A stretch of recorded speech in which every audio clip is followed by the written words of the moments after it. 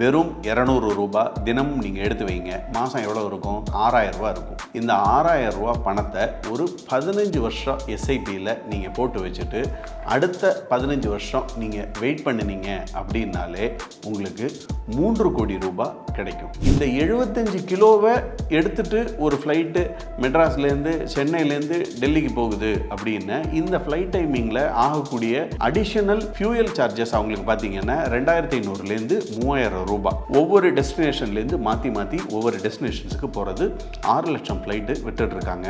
இதன் மூலமாக ஓவன் எடுத்துகிட்டு போகாததன் மூலமாக மட்டுமே 800 கோடி ரூபாய் அவங்க ப்ராஃபிட்டை ஏர்ன் பண்ணுறாங்க. இந்த மாதிரி வேஸ்ட்டாக போகக்கூடிய செலவுகளை 10% ஒரு 1 லட்சமோ இல்லைன்னா ஒரு 2-2.5 லட்சம் ரூபாயவோ நீங்கள் உங்கள் பொண்ணுக்காக கல்யாணம் பண்ணக்கூடிய அந்த பொண்ணுக்காகவோ பையனுக்காகவோ நீங்கள் சேமிக்க முடிஞ்சதுன்னு வச்சுக்கோங்க. அந்த பணத்தை மியூச்சுவல் ஃபண்டில் ஒரு லம்சம் இன்வெஸ்ட்மெண்ட்டில் போட்டுட்டு மறந்துடுறீங்க. 25 வருஷம் கழித்து 1 லட்சம் ரூபாய் இன்வெஸ்ட்மெண்ட்டு கிட்டத்தட்ட 45 லட்சமாக இருக்கும். ரொம்ப சொற்பமான அமௌண்ட்லேயும் எஸ்ஐபி நீங்கள் தொடங்கலாம். 100 ரூபாயிலேருந்து எஸ்ஐபி நீங்கள் தாராளமாக தொடங்கலாம். ஆனால்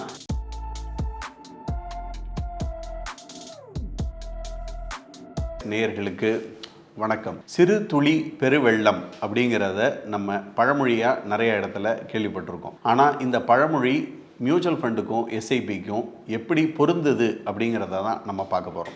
தினமும் ஒரு 200 ரூபாய் நீங்கள் எடுத்து வச்சிங்க அப்படின்னு உங்களால் 3 கோடி சேர்க்க முடியும் அப்படின்னு நான் சொன்னால் நீங்கள் நம்புவீங்களா? வெறும் 200 ரூபாய் தினமும் நீங்கள் எடுத்து வைங்க. மாதம் எவ்வளோ இருக்கும்? 6000 ரூபா இருக்கும். இந்த 6000 ரூபா பணத்தை ஒரு 15 வருஷம் எஸ்ஐபியில் நீங்கள் போட்டு வச்சுட்டு அடுத்த 15 வருஷம் நீங்கள் வெயிட் பண்ணினீங்க அப்படின்னாலே உங்களுக்கு 3 கோடி ரூபாய் கிடைக்கும். இந்த 3 கோடி ரூபா அப்படிங்கிறதுலேருந்து நீங்கள் மாதம் 1.25 லட்சம், அதாவது 1.75 lakhs பென்ஷன் லைஃப் லாங் நீங்கள் அதுக்கப்புறமா எடுத்துக்கிட்டு இருக்கலாம். ஒரு 5000 ரூபா பணத்தை நீங்கள் சேமிக்கிறீங்கன்னு வச்சுக்குவோம். அதே 15 வருஷம் கட்டுறீங்க, அதே 15 வருஷம் வெயிட் பண்ணுறீங்க அப்படின்னு சொன்னால் அந்த 5000 ரூபா பணத்துலேருந்து கிட்டத்தட்ட 2.5 கோடி ரூபா பணம் உங்களுக்கு சேர்ந்துருக்கும். பென்ஷன் பார்த்தீங்க அப்படின்னா 1.5 லட்சம் ரூபா, அதாவது 1,45,000 ரூபா பென்ஷனை லைஃப் லாங் நம்ம எடுத்துகிட்டே இருக்கலாம். ஸோ இந்த மாதிரி சின்ன சின்ன விஷயங்கள் நீங்கள் சேமித்தாலே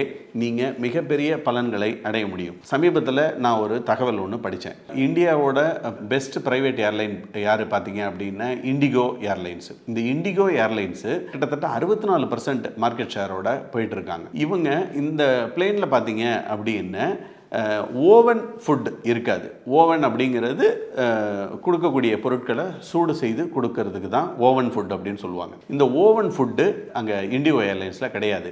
ஏன் அப்படின்னு சொல்லி பார்த்தா ஒரு ஓவனோட வெயிட்டு கிட்டத்தட்ட 20லேருந்து 25 கிலோ இருக்கும். குறைஞ்சபட்சம் அவங்க ட்ராவல் பண்ணக்கூடிய மக்களுக்கு ஒரு 3 ஓவனாவது ஒரு ஃப்ளைட்டில் இருக்கணும். அதாவது ஒரு 75 கிலோ வெயிட்டை அவங்க அடிஷ்னலாக சேர்த்துட்டு போகணும். இந்த 75 கிலோவை எடுத்துட்டு ஒரு ஃப்ளைட்டு மெட்ராஸ்லேருந்து சென்னையிலேருந்து டெல்லிக்கு போகுது அப்படின்னு இந்த ஃப்ளைட் டைமிங்கில் ஆகக்கூடிய அடிஷனல் ஃபியூயல் சார்ஜஸ் அவங்களுக்கு பார்த்தீங்கன்னா 2500லேருந்து 3000 ரூபாய். இவங்க ஒவ்வொரு தடவையும் இந்த மாதிரி ஃபியூயலுக்காக மிச்சப்படுத்தி இந்த ஓவனை எடுத்துகிட்டு போகாமல் போயிட்டு வர்ற ஃப்ளைட்டில் பார்த்தீங்க அப்படின்னா கிட்டத்தட்ட ஒரு வருஷத்துக்கு 6 லட்சம் ஃப்ளைட்டு அவங்க விட்டுட்ருக்காங்க. அதாவது ஒவ்வொரு டெஸ்டினேஷன்லேருந்து மாற்றி மாற்றி ஒவ்வொரு டெஸ்டினேஷன்ஸுக்கு போகிறது 6 லட்சம் ஃப்ளைட்டு விட்டுட்ருக்காங்க.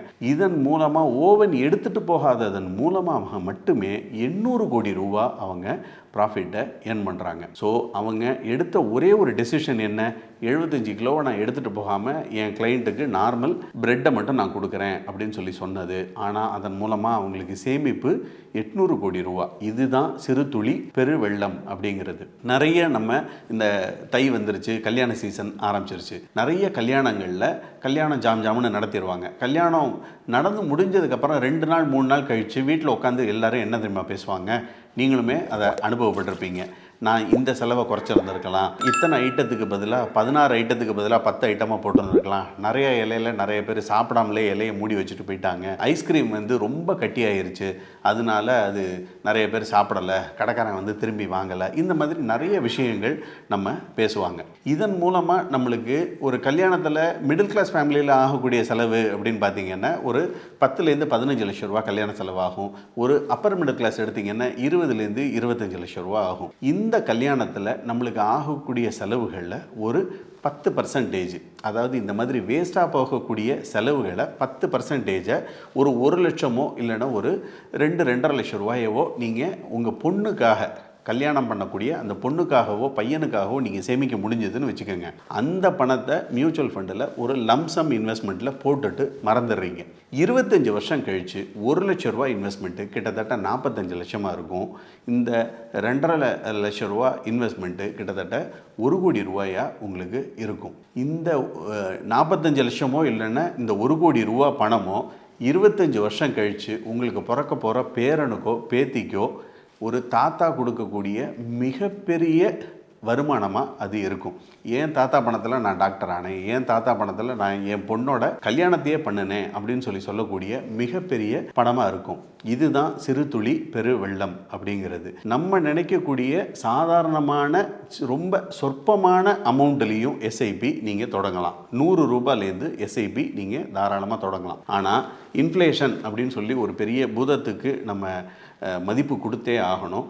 ஆகக்கூடிய ஒரு 7லேருந்து 8 வருஷத்தில் ஆவரேஜாக நம்மளுடைய செலவுகள் டபுள் ஆகிட்டே போகிறதுனால உங்களுடைய சேமிப்புகளை அதிகப்படுத்தி ஒரு ஸ்டெப்பப் எஸ்ஐபியில் நீங்கள் பண்ணிட்டு வந்தீங்க அப்படின்னா ஒரு 20-25 ஆண்டுகளில் அந்த பணம் பன்மடங்காக பெறுகிறோம் அப்படிங்கிறதுல எள்ளளவும் சந்தேகம் வேண்டாம். 5000 ரூபாயை நார்மல் எஸ்ஐபியில் நம்ம போட்டுட்டு வரோம் அப்படின்னா ஒரு 25 வருஷத்தில் ஒரு 1.86 crores, அதாவது 1,86 லட்சம் கிடைக்கும். அதே ஏதோ ஒரு 10% ஸ்டெப்பப் எஸ்ஐபி மூலமாக போட்டோன்னா நம்மளுக்கு 2.5 கோடி ரூபா கிடைக்கும். இந்த 1.86 crores அடுத்த 15 வருஷத்துக்கு நம்ம பென்ஷனாக நம்ம எடுக்கிறோம் அப்படின்னா ஒரு 80,000 ரூபா பென்ஷனை நார்மல் எஸ்ஐபிலையும் 1,67,000 ரூபா பென்ஷனை ஸ்டெப்பப் எஸ்ஐபிலையும் நம்ம எடுத்துகிட்டு வரலாம். ஒரு 15 வருஷம் பென்ஷன் எடுத்த பிறகு நார்மல் எஸ்ஐபியில் உள்ள கார்பஸ் எவ்வளவா இருக்கும் அப்படின்னு பார்த்தீங்கன்னா கிட்டத்தட்ட 5.25 கோடியாக இருக்கும். இதே இது ஸ்டெப்பப் எஸ்ஐபியில் பார்த்தீங்க அப்படின்னா கிட்டத்தட்ட 10.25 கோடியாக இருக்கும்.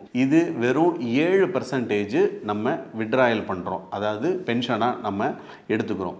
ஸோ நம்ம செலவழிக்கக்கூடிய, அதாவது நம்ம முதலீடு பண்ணக்கூடிய சிறு துளி தான் இந்த 5000 ரூபா தான் நீண்ட காலத்தில் ஒரு பெரு வெள்ளமாக இருக்குது, பெரிய வெள்ளமாக நம்மளுக்கு செல்வத்தை கொடுக்குது அப்படிங்கிறத நீங்கள் மறந்துடாதீங்க. இந்த சிறு துளி பெருவெள்ளம் அப்படிங்கிறது வேறு எந்த விஷயத்துக்கு பொருந்ததோ இல்லையோ மியூச்சுவல் ஃபண்டுக்கு பொருந்தும் அப்படின்னு சொல்லி மேற்கொண்டு நான் சொன்ன இந்த 3-4 உதாரணங்களில் நீங்கள் கண்டிருப்பீங்கன்னு நினைக்கிறேன். மீண்டும் இன்னொரு நல்ல டாப்பிக்கில் உங்களை சந்திக்கிறேன்.